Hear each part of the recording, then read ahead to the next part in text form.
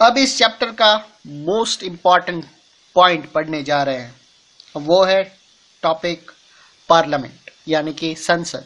5.2 है। Office memorandum के example में क्या आपको पार्लियामेंट का रोल याद है? शायद नहीं, क्योंकि यह फैसला पार्लियामेंट ने नहीं किया था। लिहाजा आपको लग सकता है कि इस डिसीजन में पार्लियामेंट यानी कि पार्लियामेंट का कोई रोल नहीं था। लेकिन पहले हम कुछ इंसिडेंट्स पर नजर डालकर देखते हैं कि क्या उनमें पार्लियामेंट का कोई जिक्र था, क्या उसका कोई रोल था। देखते हैं। हम उन्हें फॉलोइंग सेंटेंसेस को पूरा करके याद करने की कोशिश करते हैं। मंडल कमीशन की रिपोर्ट पर चर्चा हुई थी। भारत के प्रेसिडेंट ने इसका जिक्र किया था। प्राइम मिनिस्टर ने यह डिसीजन सीधे पार्लियामेंट में नहीं किया गया था, लेकिन इस रिपोर्ट पर पार्लियामेंट में हुई चर्चा से, डिस्कशन से सरकार की राय प्रभावित होती है। इसकी वजह से सरकार पर मंडल कमीशन की जो सिफारिश है पर कार्रवाई करने के लिए प्रेशर पड़ा था। अगर पार्लियामेंट इस फैसले के पक्ष में नहीं होती तो सरकार ये कदम बिल्कुल नहीं उठा सकती। क्या आप अंदाजा लगा सकते हैं कि क्यों सरकार ये कदम नहीं उठा सकती थी? आपने पहले की क्लास में पार्लियामेंट के बारे में जो पढ़ा है उसे याद करके ये इमेजिन करने की कोशिश कीजिए कि अगर पार्लियामेंट ने कैबिनेट के फैसले को मंजूरी ना दी होती तो क्या होता। नेक्स्ट टॉपिक है why do we need a parliament. हमें क्यों जरूरत है? हर डेमोक्रेसी में ये इलेक्टेड रिप्रेजेंटेटिव की असेंबली जनता की ओर से सुप्रीम पॉलिटिकल अथॉरिटी का प्रयोग करती है। भारत में इलेक्टेड रिप्रेजेंटेटिव की नेशनल असेंबली को पार्लियामेंट कहा जाता है। स्टेट लेवल पर इसे लेजिस्लेचर या लेजिस्लेटिव असेंबली कहा जाता है, यानी कि विधानसभा। अलग अलग देशों ने इनके नाम अलग अलग हो सकते हैं, पर हर डेमोक्रेसीज में इलेक्टेड रिप्रेजेंटेटिव की असेंबली जरूर होती है। ये जनता की ओर से कई तरह से पॉलिटिकल अथॉरिटी का प्रयोग करती है।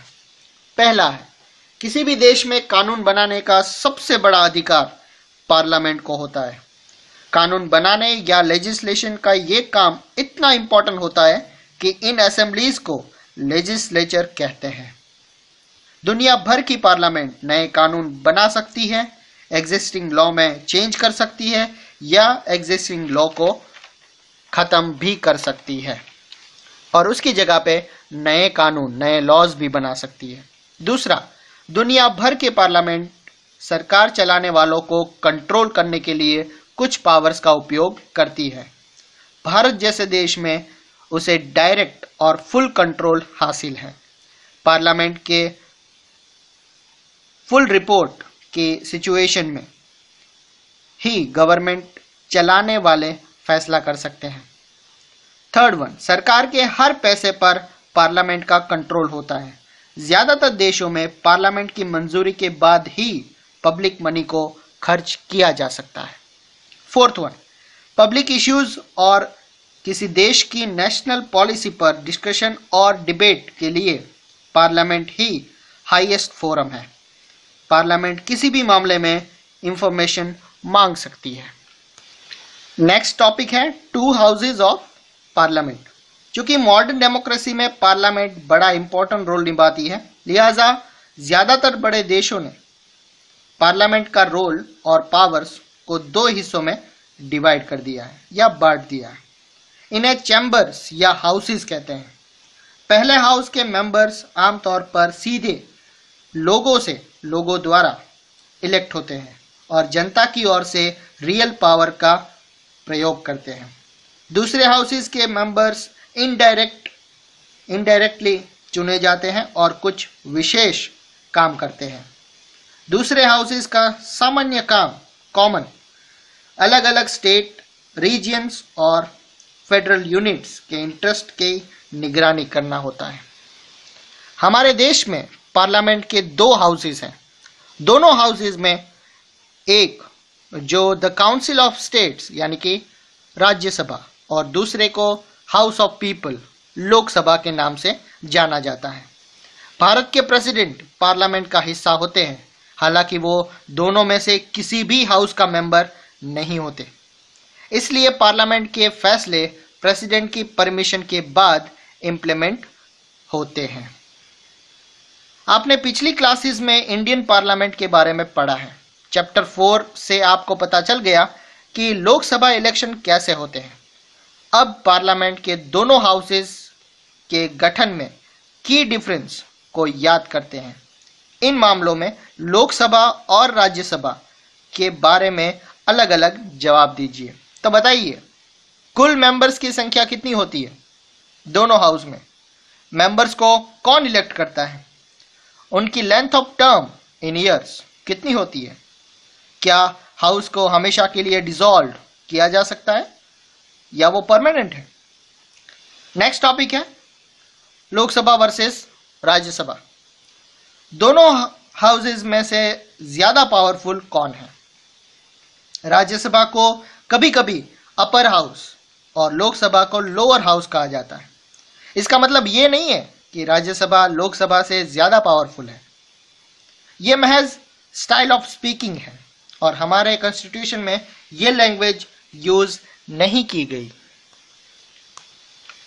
हमारे कॉन्स्टिट्यूशन में स्टेट के रिलेटेड जो राज्यसभा को कुछ विशेष अधिकार दिए गए हैं, लेकिन ज्यादातर इश्यूज पर सर्वोच्च अधिकार लोकसभा के पास ही है।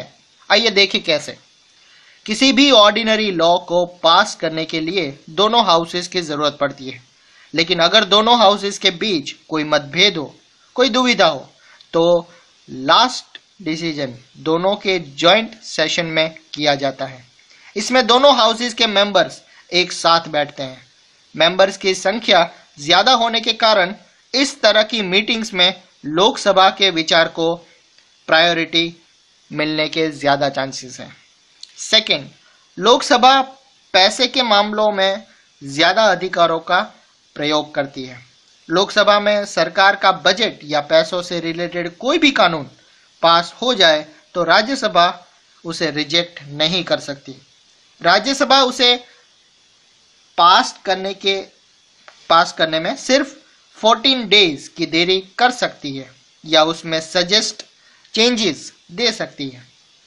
ये लोकसभा का अधिकार है कि वो उन सुझावों को माने या ना माने, वो उसके ऊपर डिपेंड है। थर्ड वन, सबसे बड़ी बात तो ये है कि लोकसभा काउंसिल ऑफ मिनिस्टर का उसको कंट्रोल करती है। सिर्फ वही पर्सन प्राइम मिनिस्टर बन सकता है जिसे लोकसभा में मेजोरिटी हासिल हो।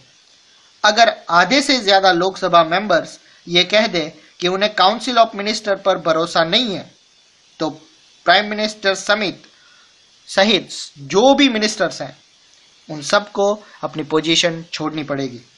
राज्यसभा को ये अधिकार हासिल नहीं है।